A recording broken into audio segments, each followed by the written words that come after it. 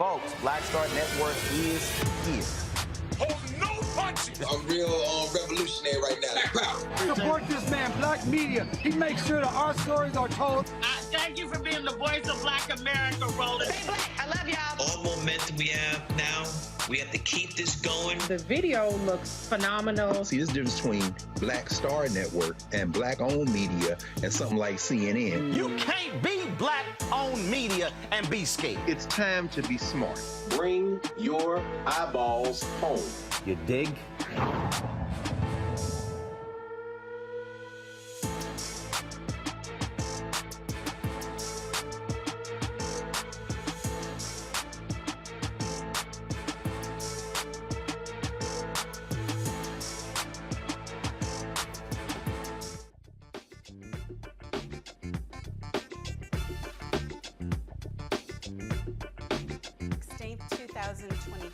I am Monique Presley, filling in for Roland Martin. Here's what's coming up on Roland Martin Unfiltered, streaming live on the Black Star Network. We will examine the Biden-Harris administration's progress and whether they fulfilled campaign promises. Governor Greg Abbott sends more migrants to Democrat-led cities. Nevada Attorney General Aaron Ford will stop by fresh off his election win. And we're featuring the first ever Black-owned streaming animation network in tonight's Tech Talk segment. Oh, and also, there's this guy from Florida who says he's running for president again. It's time to bring the funk on Roland Martin Unfiltered, streaming live on the Black Star Network. Let's go. He's got it. Whatever the biz, he's on it. Whatever it is, he's got the scoop, the fact, the find. And when it breaks, he's right on time. And it's rolling. Best believe he's knowing. Putting it down from sports to news to politics. With entertainment just for kicks, he's rolling. It's on go, roll, y'all. It's Roland Martin, yeah.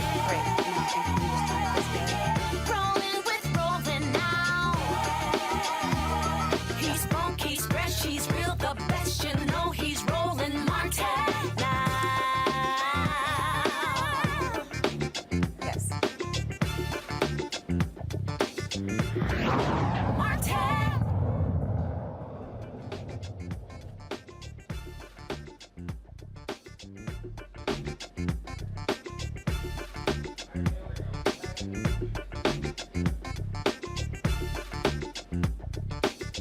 Okay, but I thought I was going to Donald Trump.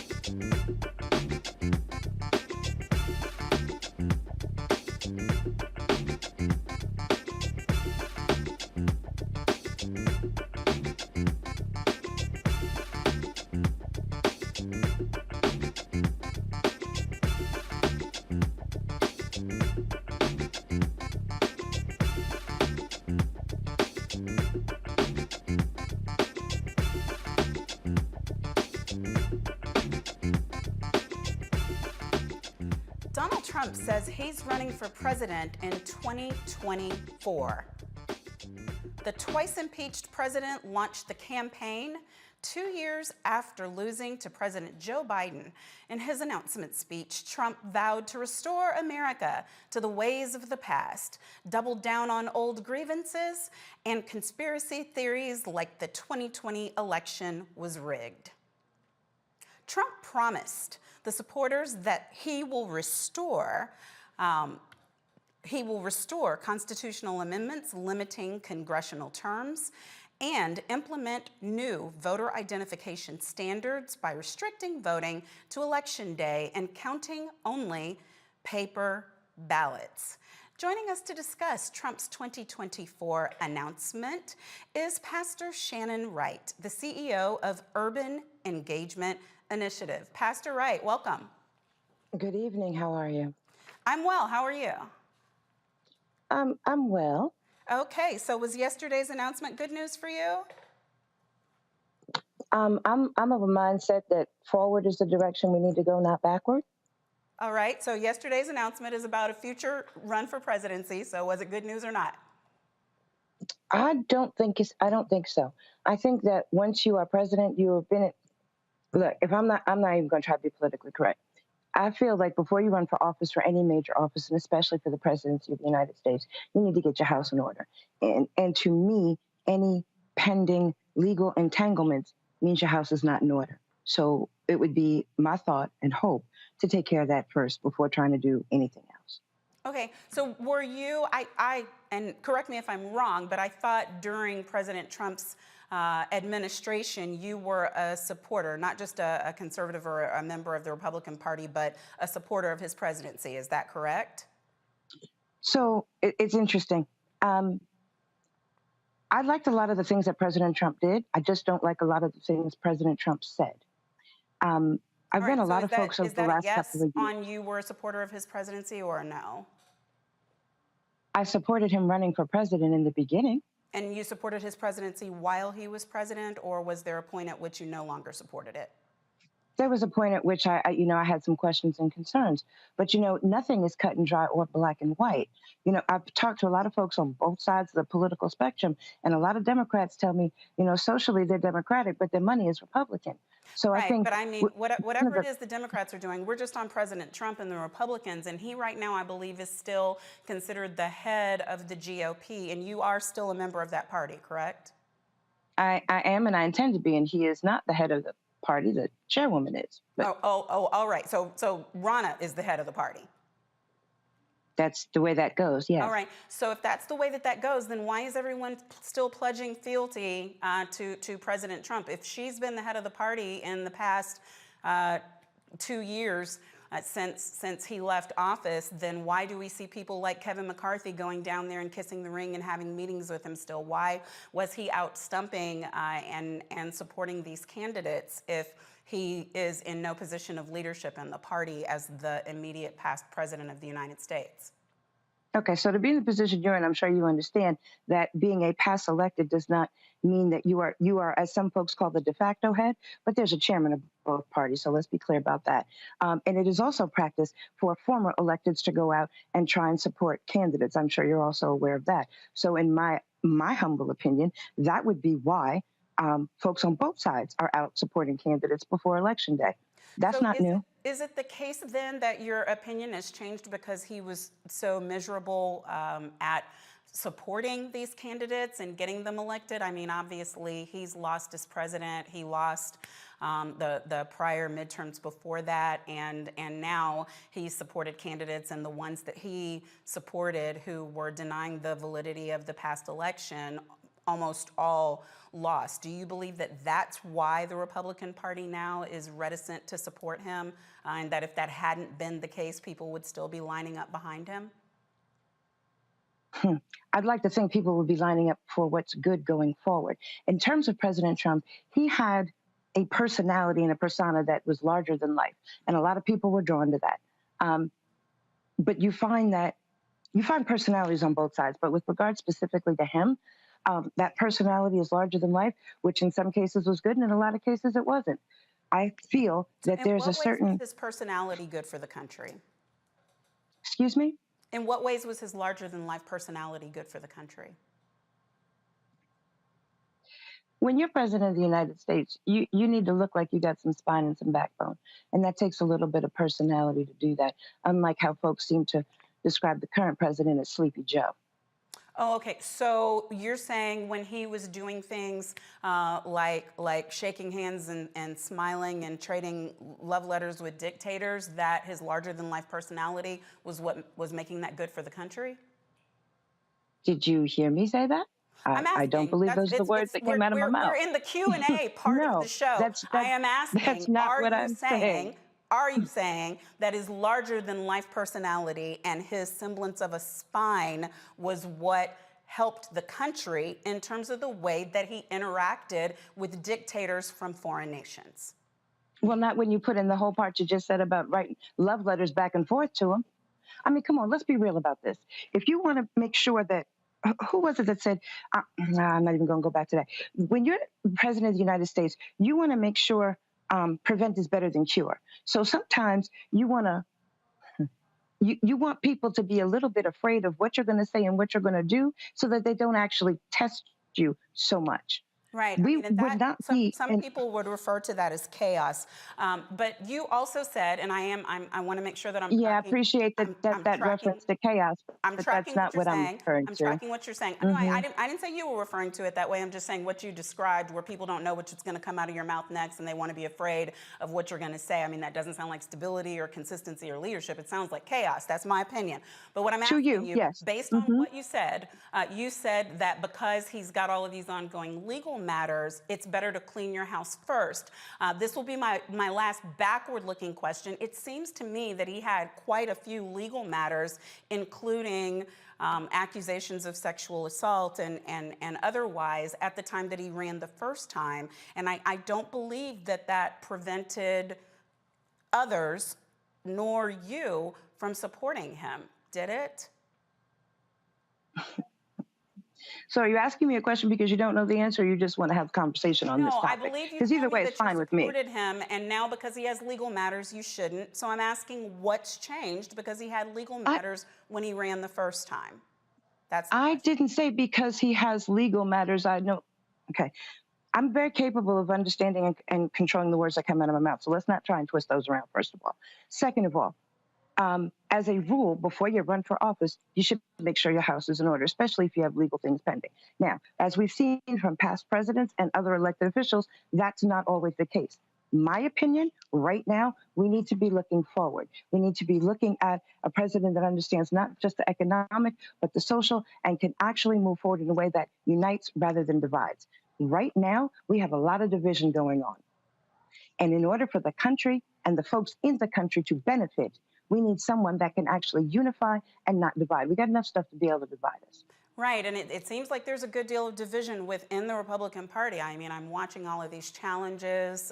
They don't know who they want the speaker to be right now. They don't know who they want as the leader of the GOP, the minority leader for the GOP. So it seems like in terms of leading the unity call, the Republicans might want to get their house in order. But it is my understanding. Well, I'll tell you what, when the Democrats can do that as well, then maybe we'll follow that lead. Right, but as far as what I'm saying, we have this one parties, president, right? I'm sorry. We've got this one president, and people voted by and large for Democrats to be back in office at a time when there was supposed to be a red wave. I mean, there wasn't even a red little tinkle tinkle. But I want to move on because we're That's funny short because on time. red wave, and I was also hearing blue tsunami, and it looked like a purple puddle. Right. Because neither party had a clear and definitive. I'm going to talk for a second, and then I'm going to give you another turn, I promise.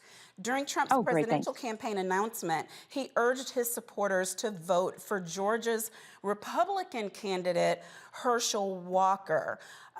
We're going to listen to what he said. We're going to listen to some things that Herschel Walker said recently, and then I'll come back to you for your thoughts. Despite the outcome in the Senate, we cannot lose hope, and we must all work very hard for a gentleman and a great person named Herschel Walker, a fabulous human being who loves our country and will be a great United States Senator. Herschel Walker, get out and vote for Herschel, and he deserves it. He was an incredible athlete. He'll be an even better senator. Get out and vote for Herschel Walker. Oh, you ever watch a stupid movie late at night, hoping you're gonna get better, don't get better, but you keep watching it anyway? Because the other night I was watching this movie. I was watching this movie called Fright Night, Freak Night, or some type of night, but it was about vampires. I don't know if you know vampires are cool people, are they not? But I'm gonna tell you something that I found out. A werewolf can kill a vampire. Did you know that? I never knew that, so I didn't want to be a vampire anymore. I want to be a werewolf. But then anyway, as I'm watching this movie, and you can tell how stupid it is because it's 1 in the morning. So I'm watching my TV. These kids watching their TV, vampire kill on their TV. So you know it's kind of stupid, but I'm still watching though. As I'm watching this show, what was funny, these kids had a vampire in their attic at their house. So they was watching their TV. Now I'm watching my TV, as they watching their TV, and they see the vampire killer on their TV. So they win this contest to bring this actor. Now y'all gotta stay with me. Bring this actor who's a vampire killer from that TV to get rid of this real life vampire in their attic. So as this actor comes to their home, he got all the right stuff. He got all the right stuff because you gotta have a stake, you gotta have a thing to kill him in the heart. And he got a necklace of garlic, so that worked. I don't know what it does, but it worked. You gotta have a cross, because it burned, I know that worked. And then all of a sudden, this is what was so funny about it. As they're walking through the house, this guy got the holy water. He's blessing the house, this actor. Now he's all fake. He's blessing the house with this holy water. They walked upstairs and this vampire looking real good in this black suit. Whoa, that sounds like Senator Warnock, doesn't it? Looking all good in this black suit. Floated from the ceiling. He floated from the ceiling looking good and cool. And I'm thinking, whoa, they better get out of that house. If somebody float from your ceiling, get out of that house. That's not your house. But as he floated from the ceiling, the kid jumped behind that hero. As they jumped behind that hero, the guy jumped in front of him with this holy water, threw it on the vampire's forehead. He covered his eye. And he took his hand away. He started laughing. And he said, that don't work. He took the cross, he put it on the vampire's forehead. And the vampire didn't even do anything. He said, that don't work. And that's the way it is in our life. It doesn't work unless you got faith. It is time for us to have faith. You got to have faith in our fellow brother. You got to have faith in this country. You got to have faith in the elected officials. And right now, that's the reason I'm here. Because God has brought his warrior, and I'm that warrior that y'all been looking for a long time. And I can promise you, as my offensive lineman told me, Herschel, follow me. I'll take you to the promised land. And I'm going to tell y'all right now, you vote for me, I'm going to help us all get to the promised land. God bless you guys. Thank you guys so much. God bless. So, Pastor Wright, without comment, because I wouldn't know what to say about that, do you believe the ends justify the means? First of all, that was a minute and a half of my life I can't get back. And I saw no relevance to running for Senate in that. As far as ends justifying the means, no, because you have a goal to get to, but in the Bible, which is what I look to, it also says indecency and order. And unfortunately, you find indecency and out of order on all sides. So if there's some more specific questions about that you want to ask me, but no, that is not what I would look for in selecting a candidate to represent me or my community or my issues or concerns. So does that mean that you support Reverend Senator Warnock? It means I don't support the other one. And I don't live in Georgia, so it's really irrelevant. Well, no, I mean, it's not irrelevant, right? Because we have people watching right now who are watching and participating with us as we have this conversation, who are capable I would prefer if there was a third better choice. They are supporting with their funds. They can support by phone banking for either candidate. They can support by going to the state and getting out and knocking doors. There are lots of ways as members of a party or just as citizens. Even youth can support a candidate, whether you get to vote or not. So that's what I'm asking you. I mean, there are only two people running, and one of them's a runner, one of them's a walker. Yes, just a random shout out to Pastor Bryant. But in the middle of it, I'm asking which one you support. I know that you are a Republican, but you obviously have issues with the one that we just heard from. So is there a C option that I'm not aware of? I don't have a horse in that race. Interesting, because one of them is going to come to the United States Senate, and then the Senate is going to do many things that affect people in this whole country. You're saying it doesn't affect you one way or the other? I don't believe those are the words that I said. I believe I don't live in Georgia was the first statement. And the second was, I don't have a horse in that race. Yeah, Very what does that different than mean? what you're saying. What does that mean to you? It means I'm not, really? Okay, I'll break it down for you a little bit further. I don't live in Georgia. I can't vote in that race. I am not in favor. I would prefer a different candidate, but it is not something I have a say or choice, especially since, back to point one, I do not live in Georgia. I do not have a horse in that race. There are other races that I am happy to support, other candidates that are closer to my home state.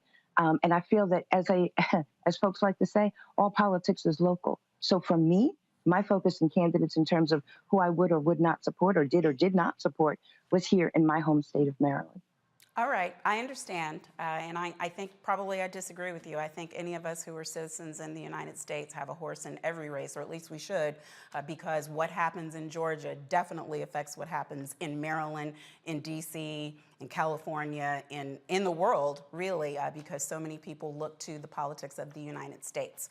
But I understand your position. And again, there's more than just... And I thank you for joining us. I thank you for being so candid with us about where you stand, and look forward to talking to you again. Have a wonderful evening. All right, you too. I want to go to my panel because they've been sitting and waiting so patiently, and I know they just can't wait to talk about all these things. We have my brother, A. Scott Bolden, former chair, National Bar Association, PAC, Robert Patillo, ESQ, host of People, Passion, Politics on News and Talk, 1380 AM WAOK, and LVB, Lauren Victoria Burke, writer, NNPA, and The Griot. Hey, y'all, hey, welcome. Hey, how are you? Oh, I'm well. How are you? Doing good. Ask me those questions. I'm asking. Cross-examine me. I'm asking everyone, and I started off with my brother on purpose, Scott, because I really just want to try to have us maintain just a modicum of decorum for this next hour and a half or so, because we've got serious matters to discuss. We got a runoff in Georgia. We got all this stuff. So we're going to get past this foolishness. Who wants to go first? Who's excited to talk? Robert, you go. Talk about.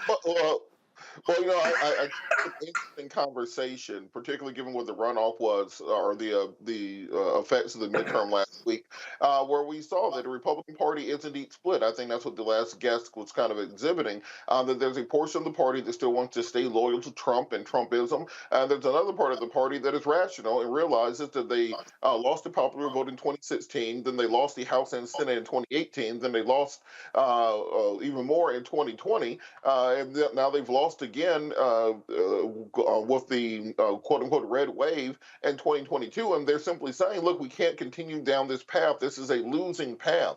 We lucked up one time, and Trump got into office, and that lasted one term, but there's another side of the Republican Party that really does believe that Trumpism is their future, and it's hard to defeat a cult. And we're seeing that in Georgia, where Herschel Walker, despite everything that he's gone through, has still not changed. And look, I put this on Twitter, and I'm going to issue my Herschel Walker challenge. I will today commit to voting for and contributing to Herschel Walker's campaign if Herschel Walker will publicly read one page of a Harry Potter book out loud with no errors. If he does that, I will vote for him. And I think that that's something that he should be able to commit to. And if you have a senator where you have to ask the question, can he read one page of a book? That showed you how far the Republican Party has fallen in recent years. And I think there's some members of the party who simply want to turn the page and move on from this because it's simply an untenable situation going forward. Trumpism only works for Trump. We see across the country it does not work for anybody else. Right. I mean, I don't even think that's fair, really, though, Robert. I mean, we had a whole president who actively confessed to his non-reading. So why the black man running for office got to read Harry Potter, Robert? Lauren, your thoughts? Yeah, I mean, let's not pretend that Herschel Walker is the first stupid person to run for office. We had in that 2010 period with the Tea Party, that's kind of really became a branding period of people running for office that weren't qualified to run for office, really talking about nothing. Most of them left in that now 12-year period. Most of them have gone, but we've got people like Madison Cawthon, we've got people like Lauren Boebert, we've got people like Marjorie Taylor Greene. So Herschel Walker is just the continuance of just sort of running this style of candidate that's only for entertainment. And when you run that at the presidential level, of course, you're going to be running that on the senatorial level and on the House level. The party, the Republican Party, I think is in the midst of obviously transforming and trying to decide whether they want to go forward with Donald Trump. Obviously, if they keep losing elections like we just saw, all these Trump people, all these MAGA who just lost on the midterm, that is the type of thing that will change, that will obviously turn them in another direction. There's nothing that turns a party in another direction quicker than losing elections. And, you know, Mitch McConnell, it turns out, who was elected again today as a leader in the U.S. Senate, turns out he was right about his intuition that, you know, running terrible candidates that don't know what they're talking about is going to be a problem. It's going to catch up with the party, and it did catch up with the party. And it's more than just sort of Larry Hogan and those types of Republicans who are against Donald Trump. It's other Republicans sitting out there, and some of them represent the future of the Republican Party, like Winsome Sears, who's lieutenant governor of Virginia right now, is a Republican. Obviously, Ron DeSantis, and frankly, there were three things. What did you think about her whole complete and very quick about face?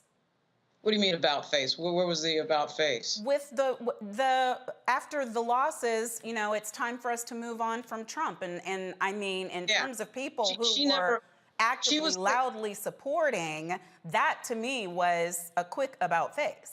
No, it wasn't. She was like Tim Scott. She never full-throated was into Donald Trump. I mean, they were never vocally against him in a never Trump way, but they were, you know, remember, Tim Scott ducked out on the Republican convention quietly. He didn't want to necessarily be on the record saying negative things about Donald Trump. They realize who their constituents are, particularly in places like South Carolina.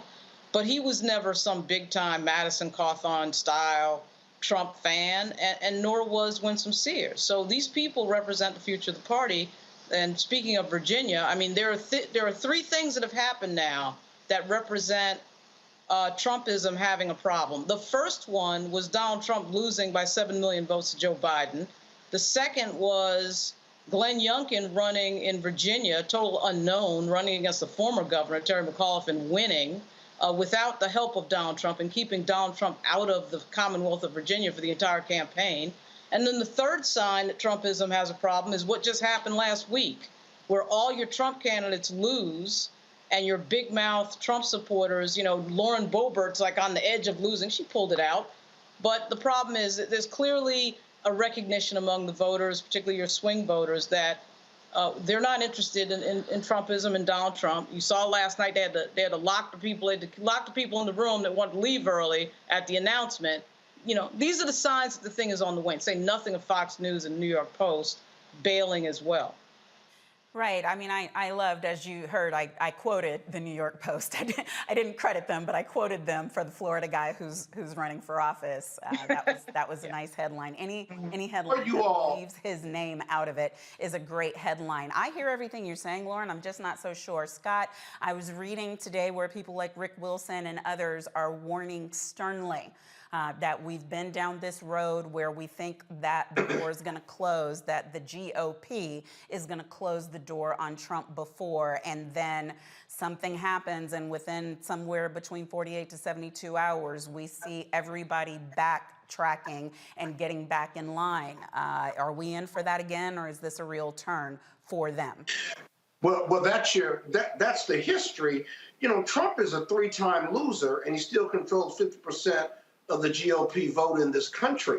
He lost by 7 million votes, but he lost the election, but you still had millions and millions of people that voted for him. So before we start writing the obituary for Trumpism, let's remember that the Trumpism, the power of Trumpism, is not Trump or those who follow Trump in the political piece, in the political power structure of the GOP, but the voters who are slaves to his personality. And so remember this, 95 to 99% of every Republican in the House and Senate voted with Donald Trump despite criticism, voted with him when he was in office for 4 years. And so I'm not going to listen to the rhetoric from the GOP about Donald Trump, including when he led the seditionists or the protesters to attack the Capitol. And we saw GOP leaders saying enough was enough and denounced him, and turned around a week or two later and would not vote to impeach him.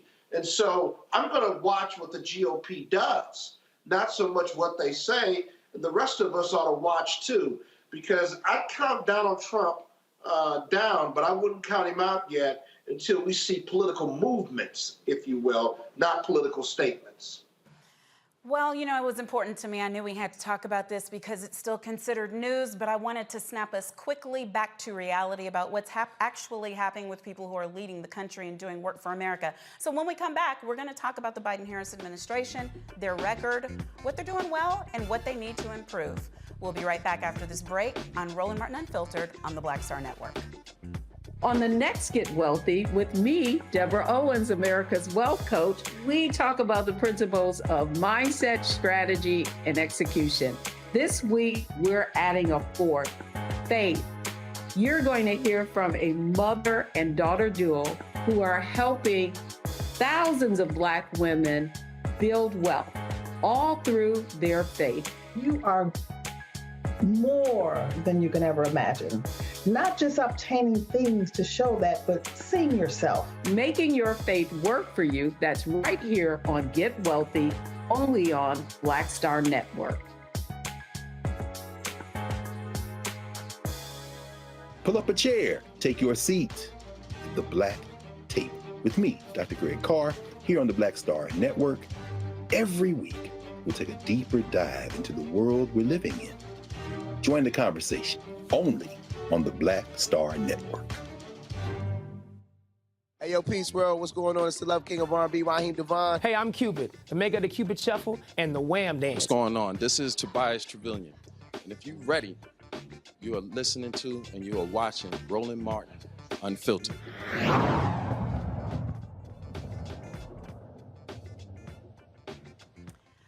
When then candidates Joe Biden and Kamala Harris were campaigning, they made promises about the pandemic, economic crises, climate crises, and racial injustices. Since being in office, President Biden and Vice President Harris delivered on many of their campaign promises. President Biden yesterday, about the same time as Donald Trump was announcing a third bid for president, tweeted out a list of the administration's accomplishments. And the Inflation Reduction Act was on there, lowered healthcare costs were on there, lowering the deficit was on there, the American Rescue Plan made the list, job creation, confirmation of Justice Ketanji Brown Jackson. I think there are probably like a conservative estimate of 500 things that were on that list. And in addition to that, they released a series of tweets about the record of the Biden-Harris administration that connect to a link, a part of the website that lists in detail the things that have been done. And I would urge anybody to go to whitehouse.gov and look for the Biden-Harris administration record so that at least when you say they haven't done anything, you've got some information to either confirm or deny your thoughts on that matter. Lauren, did you have a chance to look at any of what came out yesterday? What were your thoughts?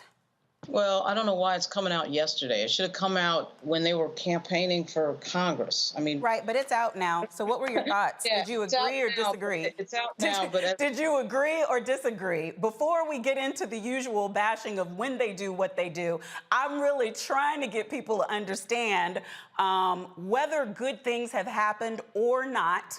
Can we confirm it or deny it? Are they blowing smoke? Is it fake news? Or have they done good things? And what are they? Like, do you agree that any good thing has happened for the American people? Yeah, so the American Rescue Plan, the reduction in poverty, which was a record reduction in poverty, okay, and the student loan forgiveness, those three things alone were massive. So one then has to ask the question, and not do White House comms, because I'm not here to do White House comms, okay? I'm here to tell you that all of that— I'm talking about news, Lauren. I'm asking you about news. I'm not asking you to do White House comms. You're not PR. I'm asking about news, because my critique, which is why I do an entire program called Make It Make Sense, and you've been on there, is that we never actually tell people what is happening. good, bad, or indifferent before we slide into the why it should have been sooner, why it should have been later, why it needs to be more. I love analysis and commentary. Lord knows I do. But I sometimes watch the programming and I'm like, okay, but what's the Inflation Reduction Act? And I don't know that we have to be White House comms to report the news, do we? Well, I'll say this. Whether we're White House comms or not, and I'm sure as hell not, I will say this. It is confusing to think about the fact that this administration has done so much. The record job growth alone could have been a cornerstone of every Democratic campaign in this country and not message that. That is, in fact, a massive problem with the Democratic Party. When you have things to message, when you've done as much as they've done, it is not a minor thing to say when you've done these massive things, you know, why aren't you marketing this? Why does it have to be pulling teeth to get candidates running for Congress? And by the way, while we were on the air, it was officially announced that the Republicans will be controlling the next Congress. So, you know, this party, the Democratic Party, has only lost the House unexpectedly by anybody by 3 or 4 seats, really because of a massive political miscalculation in New York, okay? But really, there was some communications miscalculations that keep recurring and happening over and over again, no matter who the president is for the Democratic side. That needs to be discussed. When you have record job growth and you have record numbers in terms of poverty being decreased in this country. These are not minor things that Joe Biden has done. When you put a black woman on the Supreme Court, when you say during the campaign you're going to do that to everybody's shock, and you actually do it, and then that black woman on the Supreme Court argues in favor of not eliminating affirmative action, those are not minor things. Those are major historic things, which is why I'll say again, it is extremely confusing that none of this gets marketed properly, and they barely lose by 3 or 4 seats. And this keeps happening again and again and again and again for the Democratic Party. That makes no sense. Right. You know what, Scott? I hear everything that Lauren's saying, but I'm just wondering if the Americans aren't quite as slow on the uptake as we who are here in the pundit class, the so-called elites, as the way they look at us, even though I don't feel like that at all, that they went out and voted like they had an understanding of what was being done for them. So while I see that the messaging certainly could be better, I'm not going to disagree with Lauren on any of that. I'm just wondering, what does the fact that we came as close as we did in a year when we should have been tanked, what does that really mean in terms of what the voters did and in terms of what the DSCC did, in terms of what the DNC did, in terms of what the administration did? What's the real postmortem on it? Well, a couple things. One, if you've done all these things and you don't want the president to come campaign for you, and they've got a legislative victory record, then, but half of America doesn't know it, what difference does it make then? And if you don't tell them over and over and over again, if every American doesn't get a mailer about those accomplishments versus making me go get them, whose fault is it if the American voter doesn't know? Is that the voter's fault if we don't know about your accomplishments? No. That's the elected officials' fault. That's the first thing. Second of all, we underestimated in some quarters whether inflation and gas prices were going to dominate the political debate and stage. Everyone believed that. But what we didn't realize was that abortion, right, and jobs, right, were a close second and a close third, or rather democracy, was a close second and third. We didn't realize that, but what we also didn't realize that young people and independents care deeply about it. In the last 40 years, under this political circumstance, when you control the White House and you have a midterm, right, independents broke for the party that wasn't in the White House. In 2022, independents broke by 3 to 5 percentage points for the Democrats who control the White House. And that was because of the abortion issue, and that was because of the democracy issue and the party of no GOP issue. And then lastly, the reason we came so close is because young people who care deeply about abortion and democracy especially young women, young black women, white women, all women care deeply, even in conservative states, care deeply about abortion. And while we knew that was going to be an issue along with democracy, we weren't united on whether that was going to be the case, but those two ran a close second and third. And that's why we bucked the historical trend. Well, I do want to say, because the host, Roland Martin, is clearly trying to get me back for all the times I harass him via text while he is doing the show. So he did want me to announce, as Lauren said, that AP projects the GOP takes control of the House. So we know that that's some official news, but obviously, as you both have said so far, it's not near what it could have been. And we don't even know what the last number is going to be. It could be within 2 to 3 votes. But here's the thing, Robert.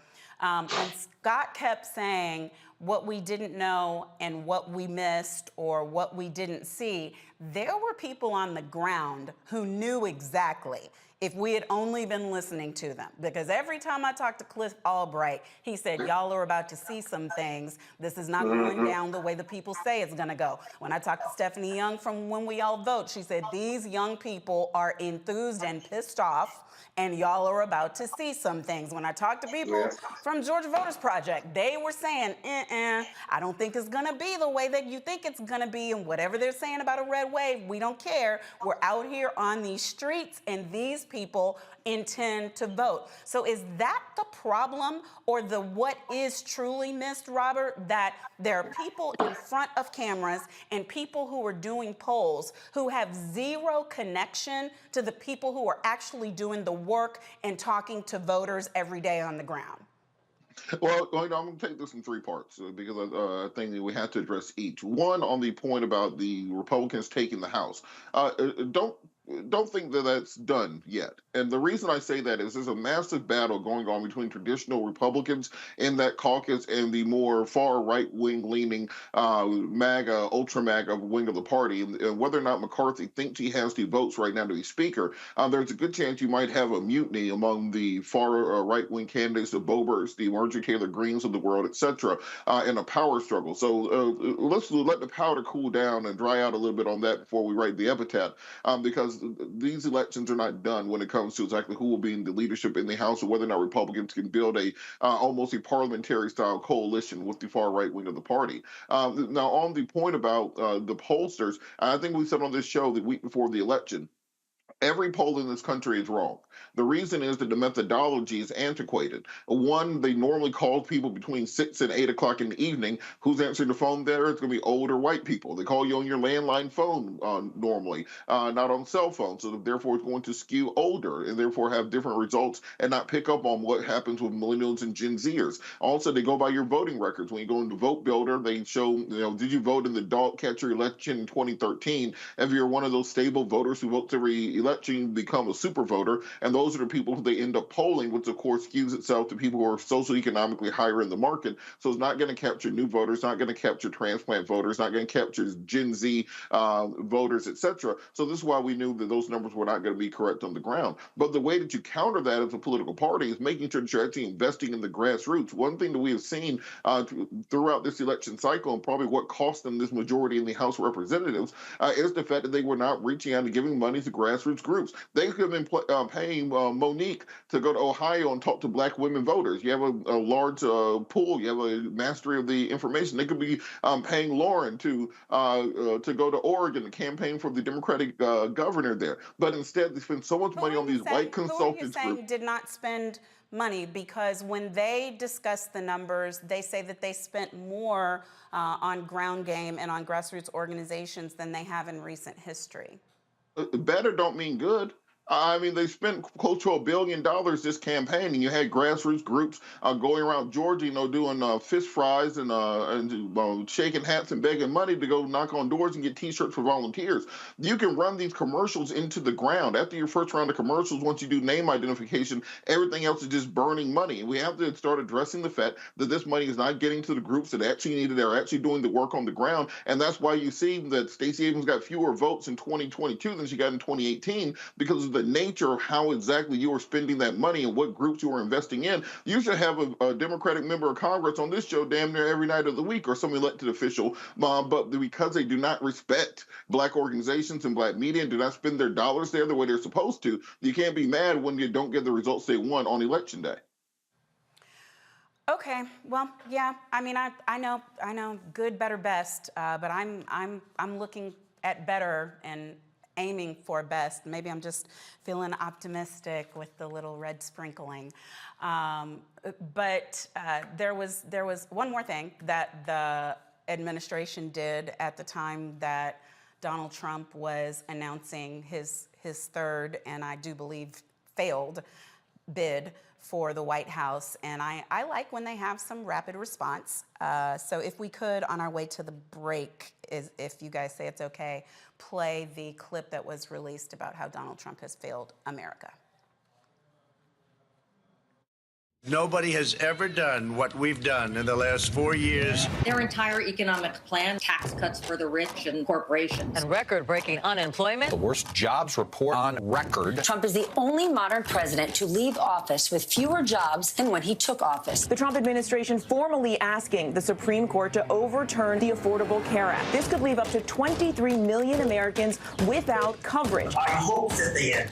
It'll be so good if they end. You also had people that were very fine people on both sides. Do you believe in punishment for abortion, yes or no? There has to be some form of punishment. For the woman? Yeah, there has to be some form. And if I win, we will treat those people from January 6th fairly. And if it requires pardons, we will give them pardons.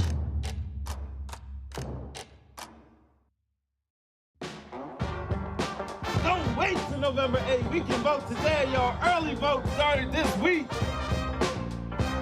We're on Savannah State University's campus. We will be dorm storming today, giving out treats for everyone. We hope to see everyone at the polls when it comes to November. If you believe we got power, let them know. Make some noise. Put a fist up. I need to see a fist in the air because we got power. Come on, you put it up. Go get your shirt. We're out here in the streets of Savannah, Georgia. James, do not forget to go vote. I got you. If we vote the right people in, we can make a change. We can get these resources in our community. I am a woman, and it is important that we have the say-so of what we want to do with our bodies. We're concentrating on entrepreneurism, providing young people with resources and training that they need in order to change their trajectories. We want Black down. Democracy is on the ballot. Voting rights is on the ballot. Voting suppression is on the ballot. I am most passionate about those three combined because they all impact each other. Savannah is my home. I care about my community, and I care about representation in my community.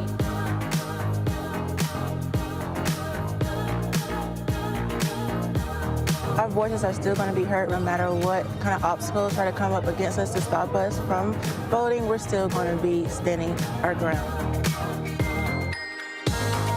I see the effort that's being made to keep our communities from voting, so that makes me realize it's even more important, because if it wasn't important, they wouldn't be fighting to make sure we couldn't vote. This doesn't stop this year. This is a forever movement. We're going to exert our power as a people, walk in our rightful place. We're going to change our communities, fight for our communities, and build our communities.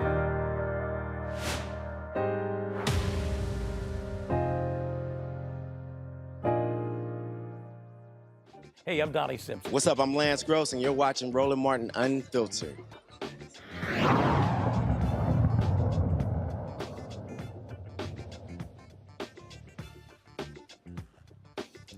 Nevada Attorney General Aaron Ford wins a second term. Ford ran against Republican candidate attorney Sigal Shatta, a Republican known for making offensive comments.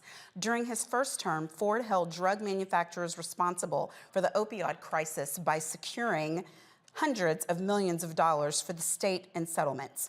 He's a big advocate for criminal legal system reform, new laws limiting no-knock warrants, and He's an advocate for the Attorney General Office authority to pursue pattern and practice investigations into civil rights complaints against police departments. I'm personally very happy to hear that. Fresh off his re-election win, we have Nevada Attorney General Aaron Ford with us to discuss Arizona's 2022 midterm results. Welcome. Heather, hi there. Thank you so much for having me. Well, I'm glad to have you, and congratulations. This is when good things happen to good people. So we certainly are glad that, first, that you are winning and that you get more opportunity to do good work. But second, Lord knows, better than the alternative. What can you tell us about what's going on right now in Nevada? Well, listen, we are ecstatic that we were able to receive enough votes to secure a second term here as Attorney General in Nevada.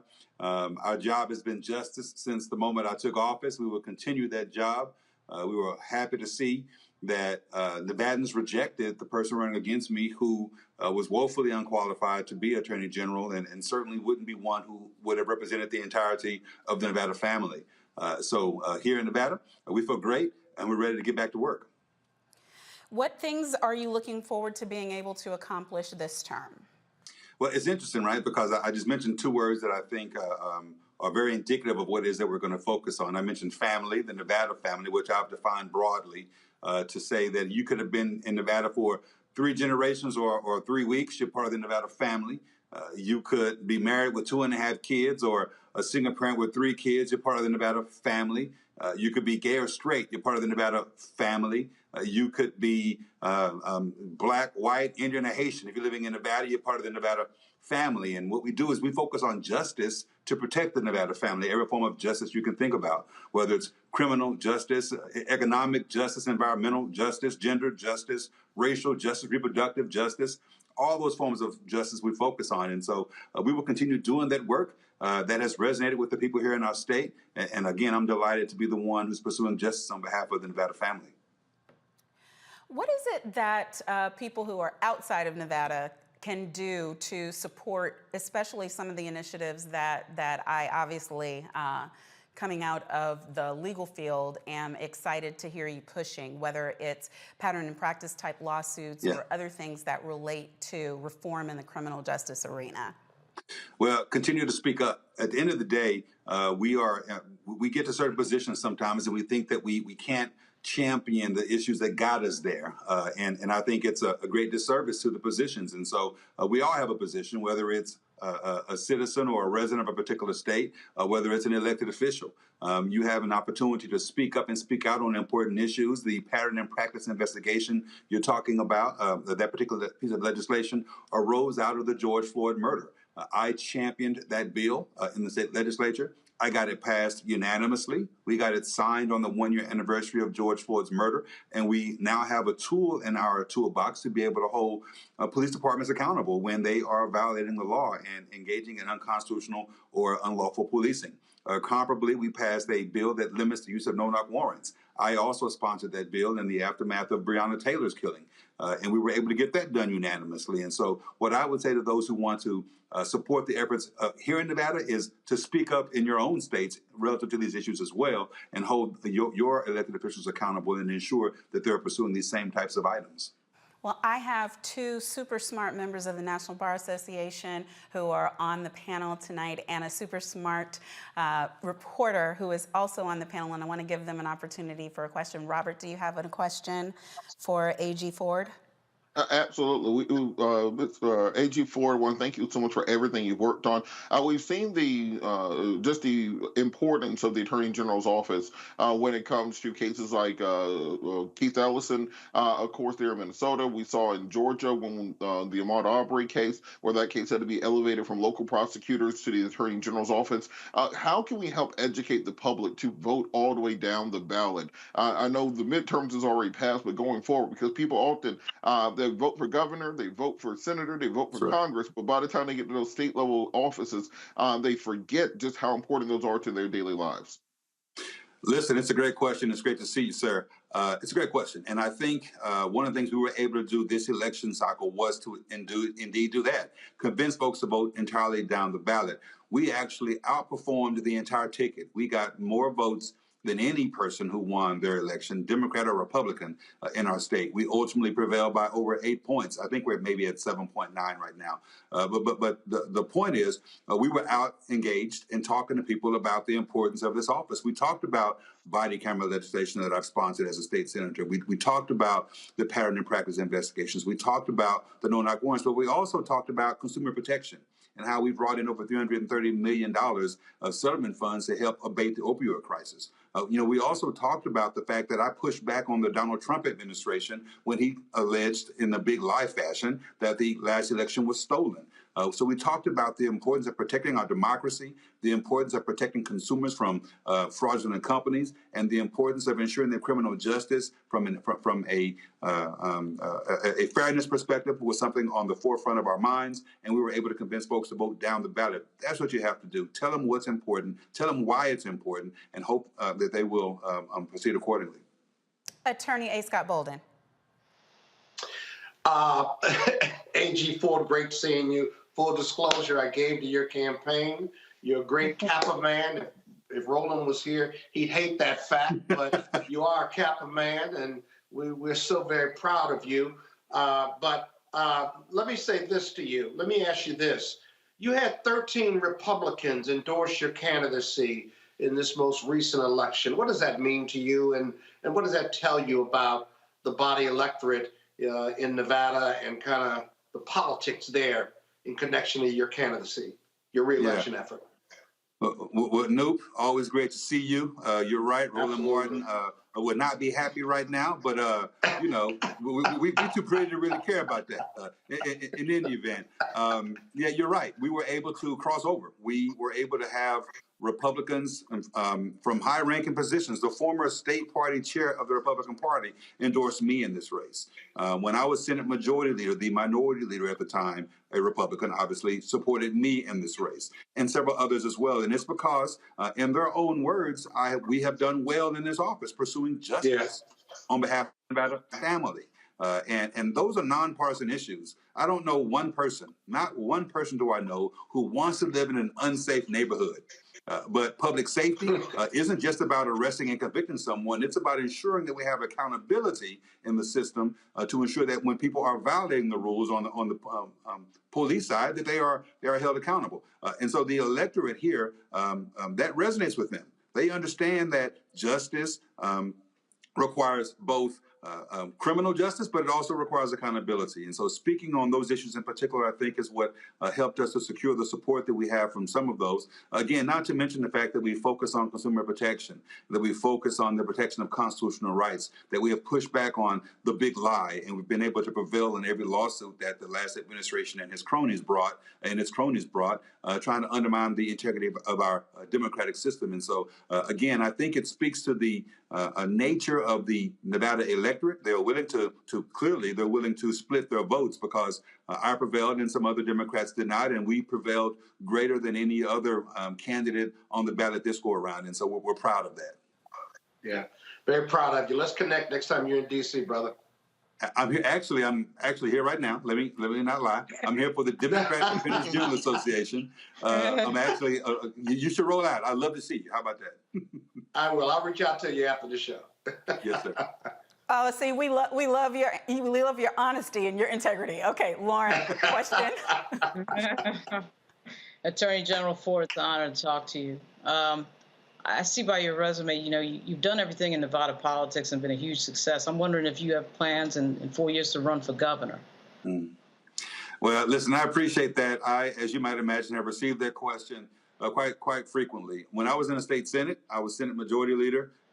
And during that term, I was asked if I was running for Attorney General, Governor, Senator. And frankly, while I'm flattered, I think it does a disservice to me in my current role. And I try to focus on doing the best job I can. I didn't grow up saying I want to be Attorney General. That wasn't the job description that I had in my mind about what I'd be doing as an adult. But God had a plan. And at the end of the day, I happen to be Attorney General for the state of Nevada. So I'm going to sit back and do my job. And we'll see what happens in 4 years. Okay, thank you. Well, we wish you well in all your endeavors, especially this current gig. And if there's any way that we can help, we're glad to. Thank you so much for joining us. Thank you for having me. We are going to take a quick break, and then we'll be right back with more of Roland Martin Unfiltered on the Black Star Network.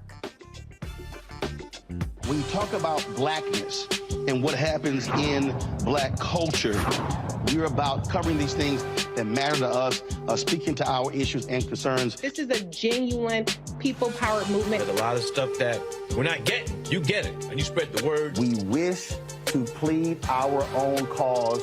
Too long have others spoken for us. We cannot tell our own story if we can't pay for it. This is about covering us. Invest in black-owned media. Your dollars matter.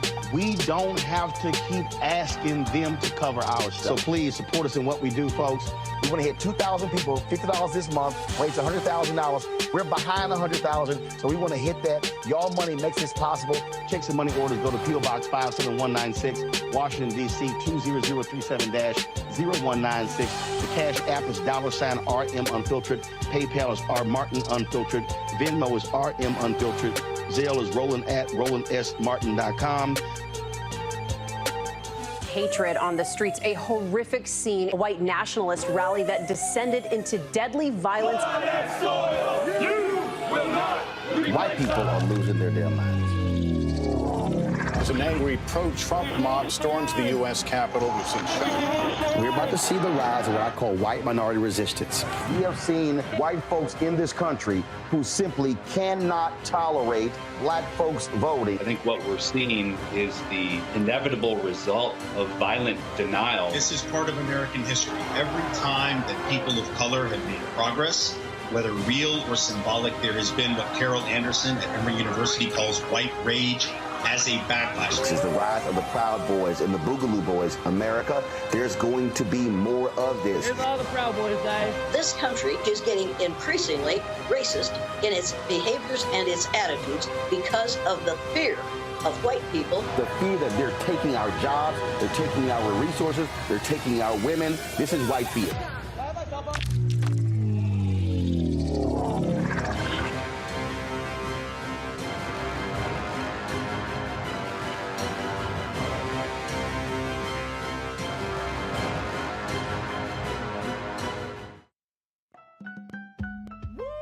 We're all impacted by the culture, whether we know it or not. From politics to music and entertainment, it's a huge part of our lives, and we're going to talk about it every day right here on The Culture with me, Faraji Muhammad, only on the Black Star Network. Hi, I'm Israel Houghton with Israel, a New Breed. What's up, what's up? I'm Dr. Ricky Dillard, the choir master. Hey, yo, peace, world. What's going on? It's the Love King of R&B, Raheem Devon, and you're watching Roland Martin Unfiltered.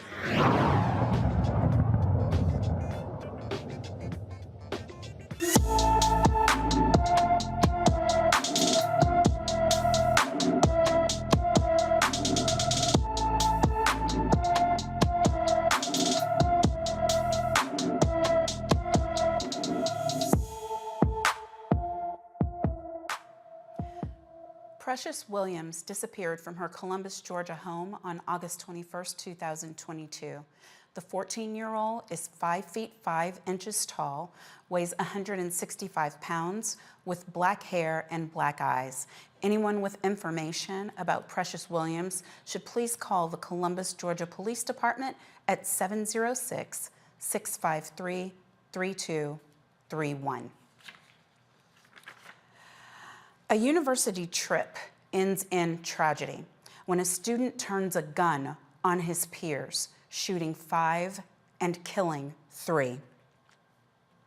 Christopher Darnell Jones Jr. shot 5 active football players, killing 3. Prosecutors say Jones shot Devin Chandler as he slept. Lavelle Davis Jr. and Deshaun Perry were also killed. Authorities say Jones targeted specific students on the bus. Jones is facing 3 counts of second-degree murder and 3 counts of using a handgun in the commission of a felony. He did not enter a plea at today's hearing. He is being held without bond. A Kansas federal grand jury indicts a former Kansas City Police Department detective and 3 other men for holding young women in a condition of sexual servitude.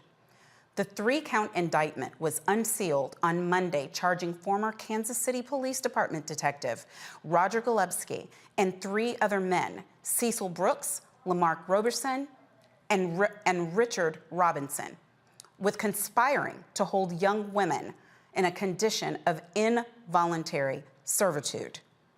According to the indictment, from 1996 through 1998, Brooks provided a location at Delavon Apartments in Kansas City where young women were held, and where Brooks, Roberson, and Robinson used physical beatings, sexual assaults, and threats to compel young women to provide sexual services to men. If convicted, each defendant faces a maximum sentence of life in prison. Louisiana Governor John Bel Edwards rejects offer to testify at Ronald Greene hearings. The special committee into Greene's death hoped to hear from the governor to clarify what he knew and when he knew it about Greene's encounter with Louisiana state troopers. For months, the special committee has been looking into Greene's death, who was seen brutally beaten to death by state police through body camera footage. Leaked texts allege Governor Edwards knew about the encounter hours after it occurred, but remained silent. A grand jury in North Louisiana is evaluating evidence to determine if anyone should be charged in Greene's death. We're going to take a quick break, and then we will be back with more on Roland Martin Unfiltered on the Black Star Network.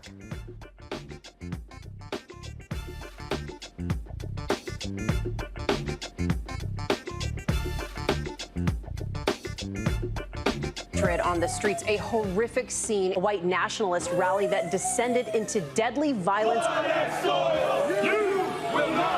White people are losing their damn minds. As an angry pro-Trump mob storms the U.S. Capitol, we've seen We're about to see the rise of what I call white minority resistance. We have seen white folks in this country who simply cannot tolerate black folks voting. I think what we're seeing is the inevitable result of violent denial. This is part of American history. Every time that people of color have made progress, whether real or symbolic, there has been what Carol Anderson at Emory University calls white rage as a backlash. This is the rise of the Proud Boys and the Boogaloo Boys. America, there's going to be more of this. Here's all the Proud Boys, guys. This country is getting increasingly racist in its behaviors and its attitudes because of the fear of white people. The fear that they're taking our jobs, they're taking our resources, they're taking our women. This is white fear.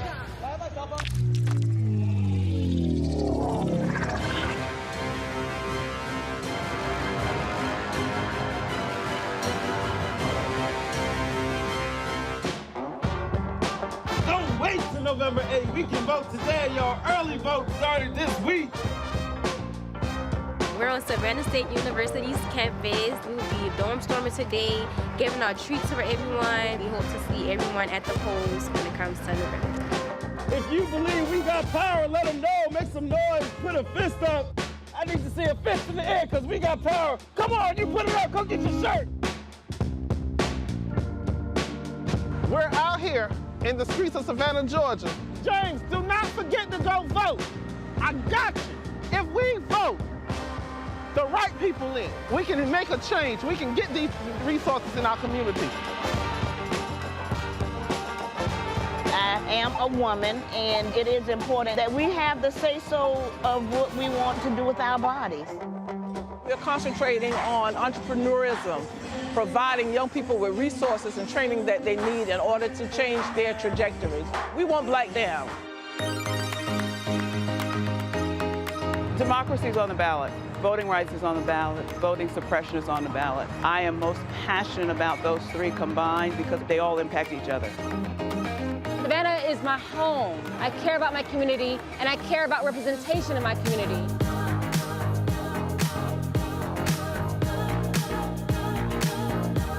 Our voices are still going to be heard no matter what kind of obstacles try to come up against us to stop us from voting. We're still going to be standing our ground. I see the effort that's being made to keep our communities from voting. So that makes me realize it's even more important, because if it wasn't important, they wouldn't be fighting to make sure we could vote. This doesn't stop this year. This is a forever movement. We're going to exert our power as a people, walk in our rightful place. We're going to change our communities, fight for our communities, and build our communities.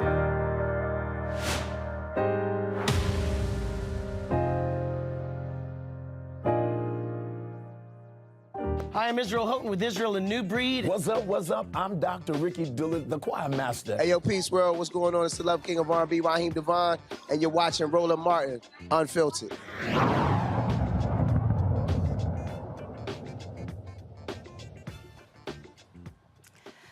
Texas governor, that's right, still Texas governor, Greg Abbott, continues to ship migrants to other cities. 28 migrants arrived in Philadelphia today, including a 10-year-old girl suffering from dehydration and high fever who was immediately taken to a hospital for treatment. Since April, Texas has transported more than 13,000 migrants, humans, to New York, Washington, D.C., and Chicago. Abbott says he's sending the buses to Democratic-led cities to maximize exposure for what he calls inaction by the Biden administration over high numbers of migrants crossing the southern border. Okay, so I want to talk to the smart folks right now. I'll start with you. Scott, what action is there? Because this is hideous, and I know that there are legal organizations that are on the ground in these places working, but is there anything that can be successful in stopping this, especially when these people are showing up and they haven't eaten for days, they're dehydrated, this is cruelty to children? What have we got? Well, the people on the ground are going to assist them on their immigration status and getting them food and shelter as a practical matter. From a federal or state legal matter, you cannot stop this transportation between these states. The individuals, as you said, the human beings, are here and want to seek asylum. As a result, Abbott and other Republican governors, primarily in the South, are doing this because these individuals don't have the rights to protest or contest where they come in, whether it's Texas or California. They certainly can be processed. Their documents that are taken from them most of the time should be given back to them on the immigration laws, but that's hardly ever the case. Many of them are traveling without documents now, but from a legal standpoint, you can't block their transportation. What we can do, though, is to try to process them as quickly as possible and get them situated. That's not going to happen quickly. The system is broken. It's not a Democratic or Republican issue. It is a humanitarian issue. And it doesn't matter whether you build a wall, whether you make great speeches at the border, whether you go down and investigate. We need more immigration judges. We need more immigration personnel to process them. Because think about it. They want what we have in this country, which is essentially the American dream. It may not be perfect for them, but they're running from gang violence, from starvation, from lack of economic opportunity, and are coming here because they seek a better life. Remember, all of us, except African Americans, are immigrants in this country. We're the only group that was forced to come here in chains and slavery. And so as a result, this may be a political ploy, but the best things the mayors of D.C. and New York can do is provide shelter, expedite their paperwork. Many of them are providing classrooms, and they're in school, in public schools, if you will. And it is a burden without the proper coordination between Abbott and Texas and the Democratic cities and the Democratic mayors. I think the New York mayor said it best. He says, listen, if you're going to send them, let's coordinate it. It's not good because you're not helping their situation. You're helping your budget. But let's coordinate when they come, how they come, and how we can all support them as new entrants into this city, into these cities, and give them a pathway towards citizenship. Right, which ultimately would be awesome. But the cruelty is the point. So the coordinating would be human, it would be rational, it would be humane. Right. That's not the point. Robert, do you agree with Scott? Because what I want to know is, what if this child who showed up dehydrated and in need of medical care had died? Was there no cause of action? Is it because she has an adult there who has consented to this travel and then consented, therefore, to the mistreatment? I don't know if she was denied food or denied water or why she was dehydrated and needed the care. So are there no human rights laws, no international laws that are available? And then second, I'm giving you two parts. What now is going to happen in light of the court decision with respect to what we can and cannot do with these people who are seeking asylum? Well, to answer it in two parts, of course, there's international laws that govern this. We see this over in Europe right now, where they have a very similar migrant, what they call problem, from either the Slavic nations and also from Northern Africa, where Italy is refusing to take in ships of individuals from Northern Africa, forcing them to port in France and Spain, because you have similar semi-fascist governments that exist there who want to maintain racial purity, which is really what this is all about. This has nothing to do with immigration. This was a bunch of Norwegians pouring across the southern border. You wouldn't see this. They wouldn't view this as a problem. The fact that it is black and brown people coming across the border is why it's an issue. If President Biden wants to handle this, there's a couple things in play. We already have a solution. It's the same comprehensive immigration reform bill that was brought before Trump in 2018 that Trump walked away from at the last minute, which is very similar to the bill in 2015, the Schumer compromise that was brought to President Biden, where Ted Cruz and the Republicans walked away at the last minute, was very similar to the 2013 bill, all of which provided for security at the border, for a pathway to citizenship, to deal with the dreamers and make permanent residence for DACAs. But Republicans like to campaign on this issue more than they actually like doing anything about it. It's a great campaign issue for them. But if you actually fix the problem, then they have to find something else to talk about. I think President Biden should do a very unorthodox step here if he actually wants to solve this once and for all, which is do exactly what Republicans have accused him of doing: open the border. Simply say that if you come across this border seeking asylum, unilaterally, through the power of the Department of Immigration and Naturalization in this country, will grant you full citizenship to the United States or permanent status to stay here. And then dare Republicans to try to make this a political issue, because once those people are able to claim permanent status in the United States of America, now they can apply for jobs. Now they can actually enter society. We don't have enough immigration judges right now to process the close to 15 million illegal immigrants who are here in this country. So we can't find a solution, cannot find a compromise, give them legal status so they can actually work and function in society, come out of the shadows, and fill many of these positions that are needed to be filled in the United States of America. We also have a population issue in this country. White folks ain't having kids. We see what this has done to Japan, what it's done to China with a graying population. We need the new younger generation coming in from Central, South, and South America, as well as the Caribbean. Open the border, give them permanent status, and then take the chess piece off the board. Don't allow Republicans to continue campaigning on it if they're not going to do anything about it. Well, I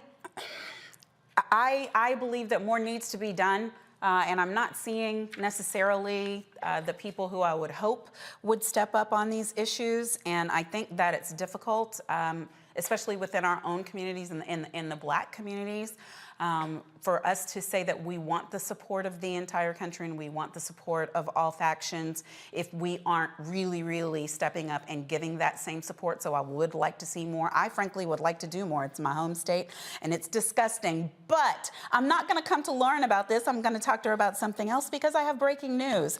Representative Karen Bass has just become the first woman elected mayor of Los Angeles, defeating billionaire developer Rick Caruso, who waged the most expensive campaign in the city's history. Congratulations, Mayor-elect Bass. Lauren, your thoughts?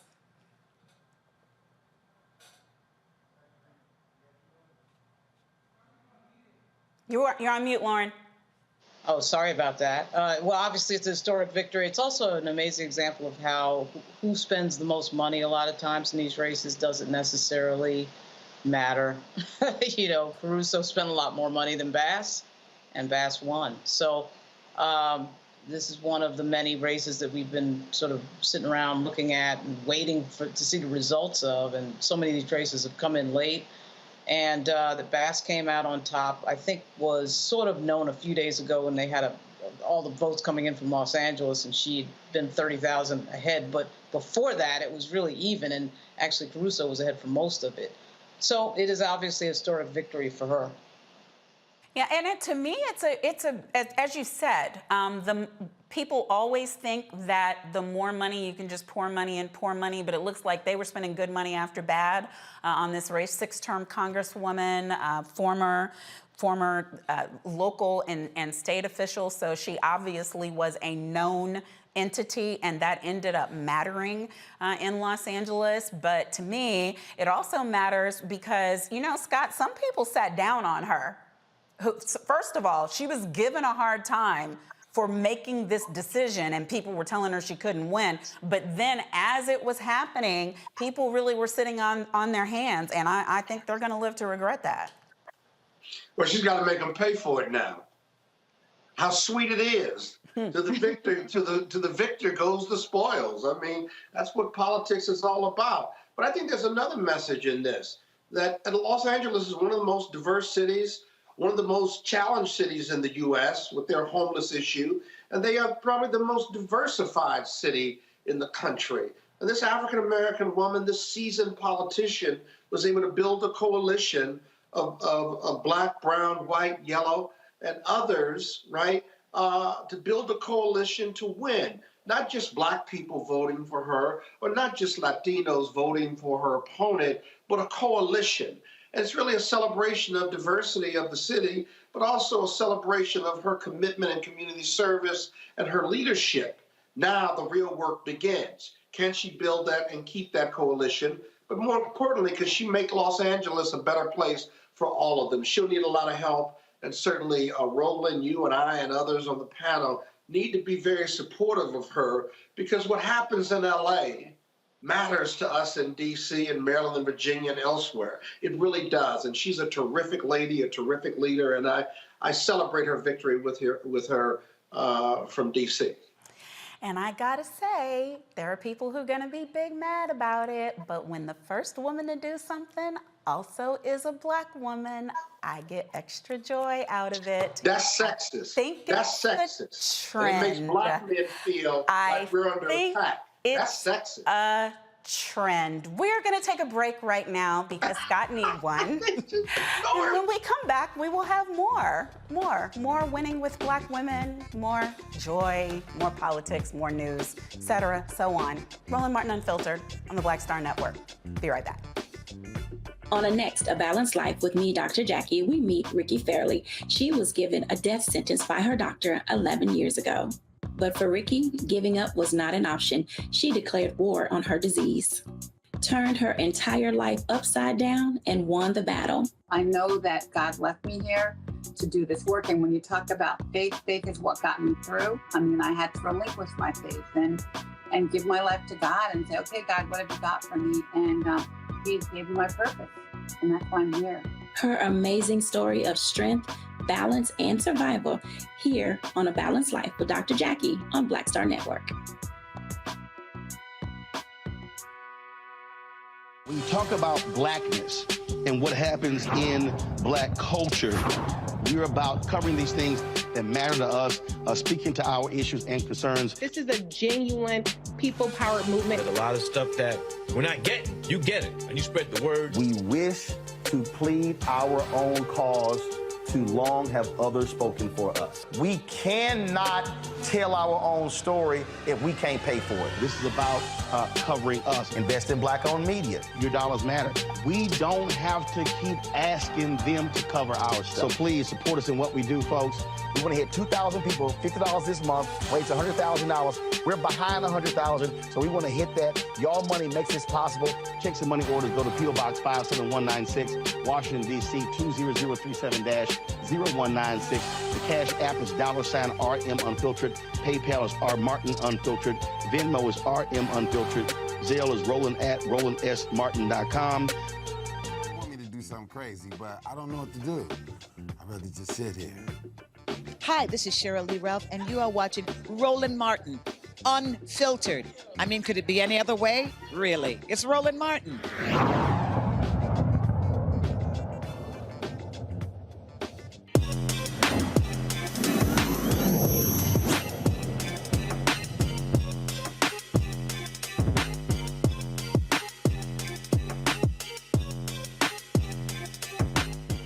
We all grew up watching cartoons and remembering how unrepresented Blackness was in animation. Traditionally, animation lacks representation of people of color. Fortunately for our children, husband and wife Jermaine and Wakita Hargrove launched the first ever Black-owned streaming animation network, Animation TV. Animation TV is the first and only animation streaming platform that streams all aspects of animation culture. Jermaine and Wakita, join me now. Welcome to the Hargroves. Thank you. How y'all doing? Thank you for having us. Well, congratulations. Obviously, what you are doing is so vitally important. And any time that our children can see themselves represented, it matters. But also in the tech space, in the animation space, this matters. Can you just tell us a little bit about what you do and how you ended up doing it? Well, what we do is we do animation. We are developers, storytellers. We have our own platform. We have our own IPs. And how we ended up doing it was I come from the music business, and I wanted to make the transition from the music business into entertainment, which is animation. And I was diagnosed with diabetes while I was making the transition. So my blood glucose levels was at 1100. I almost died. I ended up in ICU for 5 days. And I said, if I get out of this, I'm going to do something that's going to help people bring awareness to diabetes, but I want to use animation because I want to make a cool factor of bringing awareness to health. And that's how the animation, our first IP came about over 15 years ago. And so how is it going now? Since you've started, have you recognized any competition in the field, and would you welcome it? I'll let you answer that. Yes, it's going very well. Since our first press release, we've got such a large reception. We were just doing what we're passionate about and what we love. We wanted to be able to tell our story, and it just took off, and everything is just, it's really overwhelming. And we're excited about launching this platform, and it's going to be coming out soon this holiday season. All right. So what is the official launch date? Yes, the official launch date is in a few weeks. We launch it with a full-length Christmas movie. That's really what the holdup is. The Christmas movie, we just put out the soundtrack because we wanted to launch the platform with original content. We have content, but we do know that the originals is what holds the platform. So we got content, and we want to launch with our original Christmas movie, and that's what but it will be this holiday season. All right, I'm going to turn to my panel. Lauren, do you have a question for the Hargroves? How long did it take you to get this launch? Because it looks like a ton of work, all that animation, and just how long did it take from the initial idea to the launch? Well, it took about almost a year. I mean, just so much that comes along with it. Plus, we're doing stuff that's different. If he was doing the same old thing that everybody else is doing, it would have been launched. But the thing with our platform is different. It's not just entertainment, it's edutainment. We're educating, and we also have a curriculum, an animation curriculum on the platform that people can actually come there, learn how to animate, and get certificates. So it's not just a regular streaming platform. Right. It's all about animation culture, and philanthropy is a big pillar of our business. And so we want to be able to give back to our community, whether it's monetary, whether it's giving knowledge. And we definitely want to start bringing more animation culture to the Black community because we are behind when it comes to animation. Yes. Scott? Hey, good evening. Project looks awesome. Couple things. One, where would I go once you launch? Where would I go on what platform to look at it and to invest in it, or at least pay for it? Or I mean, how do I get to it? First of all, second of all, how can I financially support it once you launch? Okay, let me start with the second one first. You can financially support it by just spreading the word, letting people know who we are. The first question, it's gonna be next to just about every other platform. We're gonna be in all the digital platforms where I don't want to name their names, but we're gonna be next to them where you could download them. But the only thing with us, we're not subscription based. We're free. We're ad generated. So we want the underserved community. We don't want no. Do I have to pay this subscription every month? No, I'm going to cut it off, and then the child be mad. So we want it to be free for everywhere. It's going to be free for everybody. So it'll be in all the digital platforms for download. Okay. Smart TVs as well. Mm-hmm. Terrific. I can see this working really well pre-Christmas versus after Christmas. It'd be awesome. Yes. Robert? So what's the growth plan for this? There's a lot of competition in the market. There's a lot of free content out there on platforms like everything from Facebook to TikTok. I think a lot of people have just kind of, since the pandemic, defaulted to handing their kid a tablet and just letting them go to town. How do you make sure this gets in front of and kind of supplants many of those other sources for animated education when it comes to our young people? Yeah, what we're finding out, and I'm doing a lot of speaking engagements, I'm talking to a lot of the kids and the parents. A lot of the kids are interested in animation but don't know how to get into it. So our growth plan is we want to educate while they're on the site. Yeah, see, the thing about it is a lot of people say, who is our competition? We don't really have any competition. We have originals. We have what a lot of the platforms is arguing over the content. I want it over here. I want it over there. We have our own originals. We know that's what's going to hold the platform. But the thing about it is we're going to teach the children that want to learn, the kids that want to learn, so they could come to our site. They can't go to any of these other sites and learn the curriculum. So they're going to come here. This is for the whole household. It's not, and that's why I'm glad we're doing this, because a lot of people think this is a kids thing. We're all ages. We have adult animation. We have kids. We have stuff for teens. We have the comic book audience. We have the superhero audience. We have all ages. So that's our growth plan, to get the whole household involved in this particular app. Yes. Well, we certainly wish you the best with this endeavor, and it just, as I said, means so much. Hope that everyone will be watching and enjoying and learning once you launch. Thanks for joining us. Thank you. Thank you. All right, everybody, we got a little bit of business left before we get to the end of the show, and that is Georgia, which I know everybody on my panel will want to make sure we do not ignore, not even for one show. The Georgia runoff is in 21 days, and Georgia voters will now have more voting access due to Georgia Youth Justice Coalition and the ACLU. Voters will now be able to vote early at Georgia Tech's campus at the First Center from November 28th to November 30th, and Morehouse will have 3 days of early voting on campus. The Warnock campaign and the Georgia Democratic Party filed a lawsuit yesterday to stop a Saturday voting ban that prevents voters from voting 2 days before and after a holiday. And I just want to be clear before I go to the panel, in case you are under a rock and you do not know what I am talking about. I am talking about the runoff for the election for the senator for Georgia between Senator Reverend Warnock and Herschel Walker. That's what we're talking about. The election, just gave you the dates for your early voting. The actual voting is December 6th. That's the last day for you to make your voice heard. Robert, you're in Georgia. What you got?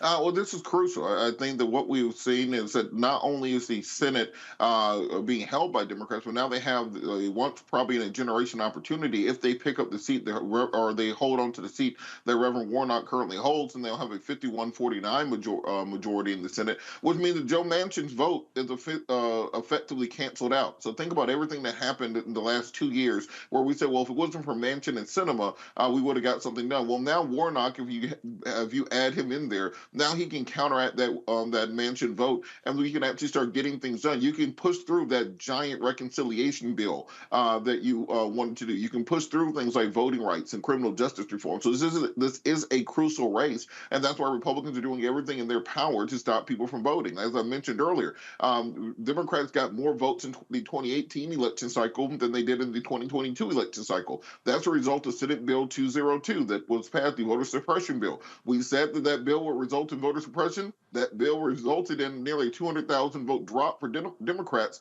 in this election cycle. And indeed, up and down the ballot on the Democratic side of the aisle, from Stacey Abrams on down to agricultural commissioner, almost every seat was lost by 200,000 votes by Democrats. So it's crucial that people turn out in massive numbers, vote early, as they say in Chicago, vote often, get everyone you can to the polls, because the fate of the Senate and the fate of the country indeed is on the line with just this one individualized seat. Okay, and you know I want everybody to vote, but I got a schoolhouse rock type follow-up question. You were saying these things can be pushed through. Are you saying that because they have already passed the House in the prior House and they only need to pass the Senate? Or are you saying that you believe even though there's going to be a narrow majority for the GOP in the House, that we should still be able to get John Lewis Act pushed through and other things because we get rid of the filibuster in the Senate? What you saying?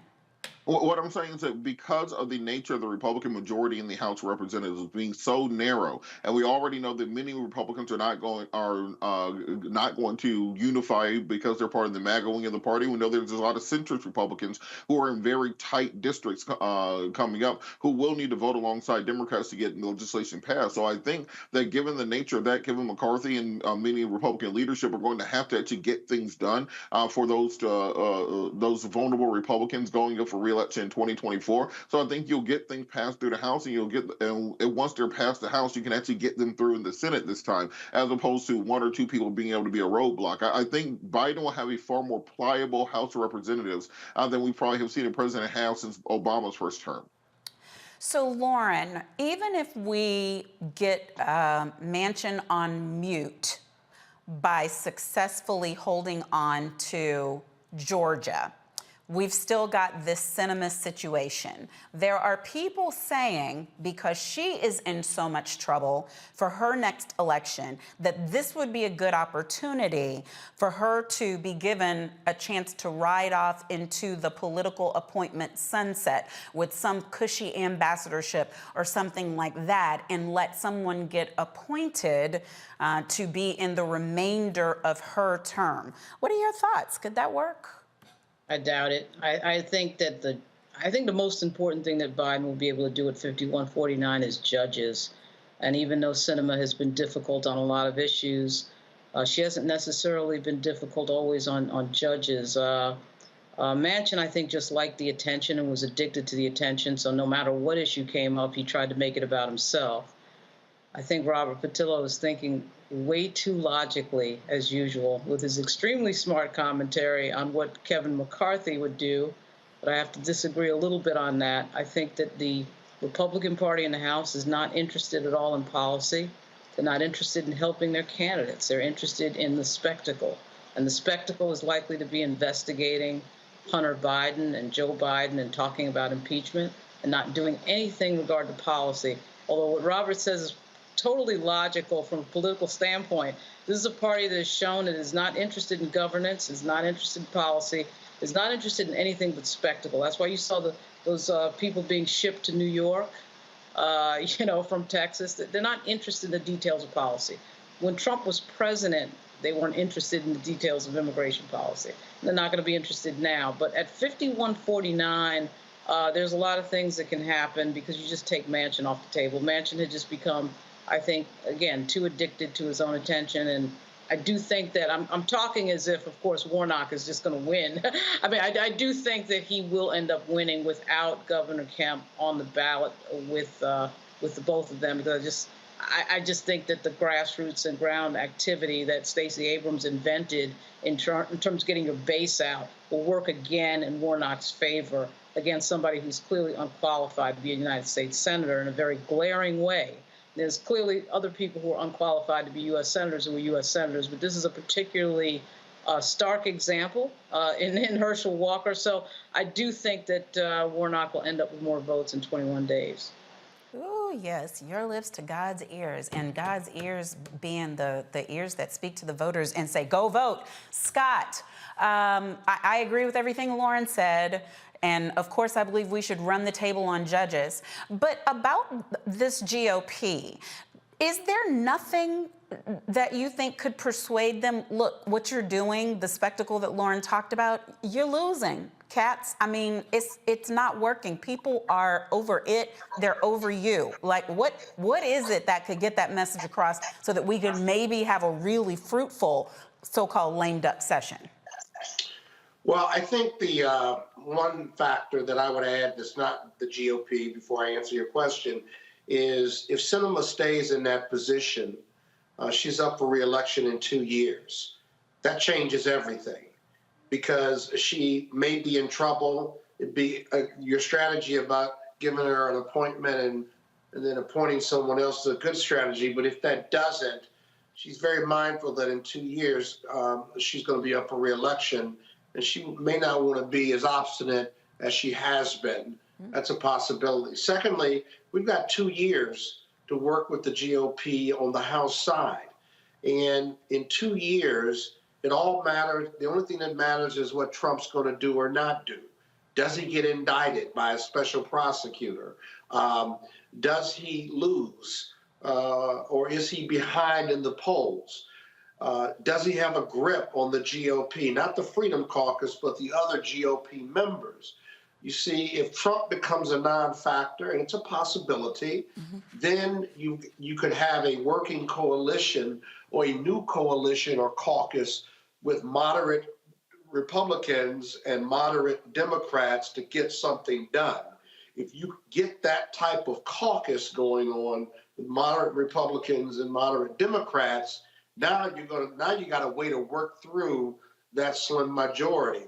And then lastly, who's going to have the most leverage in the House? Is it going to be moderate Republicans or the Freedom Caucus members? And they're going to jockey and fight early on for some early wins or obstructionist wins to determine which one of those groups is going to be the hardest to leverage. And then we're going to learn, and then we're going to figure out how to win. And if the Democrats are smart, that's exactly what they'll do.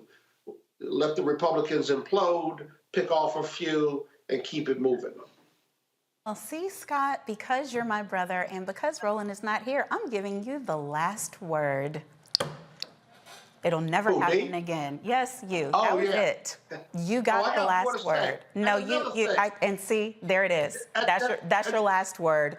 But our final story of the night, and I'm not going to call it sad news because when you're 113, it can't be sad. But we have lost viral sensation and beloved centenarian Virginia McLaurin. She passed away on Monday at 113 years of age after spending, I've lost what she was spending, after spending several days in hospice care. But McLaurin was a longtime D.C. resident, and she was born in 1909 to sharecroppers in South Carolina. She moved to D.C. in 1939 after her husband died. McLaurin became a community advocate as she volunteered at D.C. schools through mentoring and tutoring. She was a devoted foster parent and tenant leader. We all remember probably McLaurin going viral, Ms. McLaurin going viral after 2016 when she was invited to the White House at the age of 106. She got a chance to fulfill a dream of going to the White House and meeting and dancing with President Barack Obama and First Lady Michelle Obama.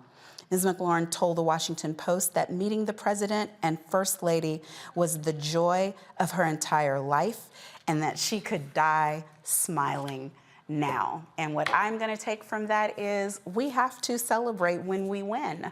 And she got to experience something she never thought she would. And what did she do with that opportunity? She brought all her joy into it and danced. So we have some things to dance about tonight. I'm dancing about Karen Bass. I'm dancing about us being on the brink of democracy and democracy winning and the voters winning. That's what happened this election. And that's all I have for tonight. Roland Martin will be right back with you tomorrow. But if you want to see me tomorrow, you can on Make It Make Sense with Monique Presley on IG Live, noon Eastern, Monday through Friday.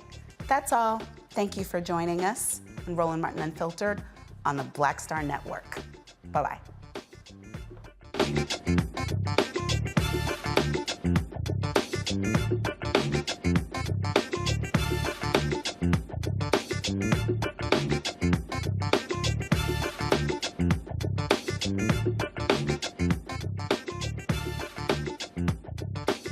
Bye.